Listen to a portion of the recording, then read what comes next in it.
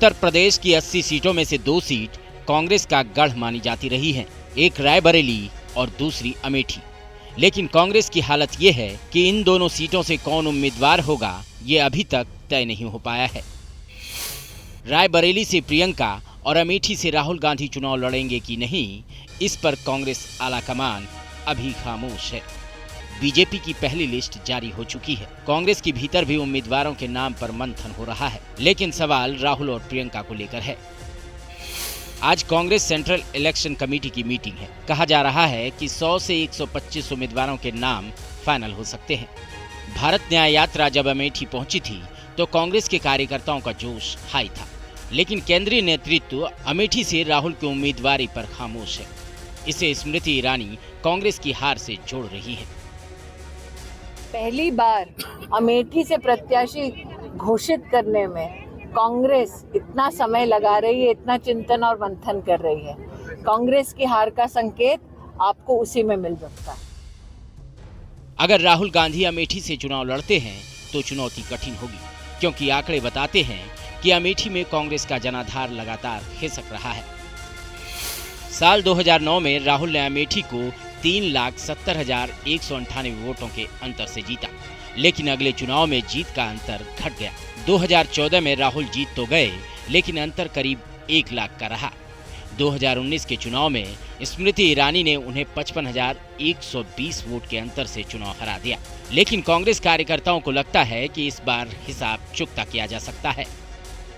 कई लोगों से मैं बात कर रहा था जो वो पक्षी पार्क में आए थे, वो भी यही कह रहे थे, प्रियंका जी को रायबरेली से लड़ाइए और राहुल जी को अमेठी से लड़ाइए। तो मैंने कहा राहुल जी तो 3 बार लड़कर हार गए, सर वो एक बार ही हमसे गलती हो गई। राहुल को अमेठी से तो प्रियंका को रायबरेली से कांग्रेस कार्यकर्ता चुनावी मैदान में उतारना चाहते हैं। रायबरेली से कांग्रेस कार्यकर्ता इस मांग के साथ दिल्ली में पार्टी मुख्यालय पर डेरा भी जमा चुके हैं। हम चाहते हैं कि राहुल जी और प्रियंका जी अमेठी और रायबरेली से चुनाव लड़ें, और हम लोगों की ये मांग है कि कोई भी गलती हुई है, अमेठी से हुई हो, रायबरेली से हुई हो, तो हम उसके लिए माफ़ी मांगते हैं। वो आएँ, वो अमेठी और रायबरेली को अपना परिवार मानते हैं। अब सवाल उठता है कि क्या सोनिया गांधी के राज्यसभा जाने के बाद प्रियंका रायबरेली से लोकसभा चुनाव लड़ेंगी? इस सवाल का जवाब मिलना भले ही बाकी हो, पर कांग्रेस कार्यकर्ताओं को भरोसा है कि प्रियंका अपना पहला चुनाव रायबरेली से ही लड़ेंगी, क्योंकि इस सीट का रिश्ता गांधी परिवार से बहुत पुराना है।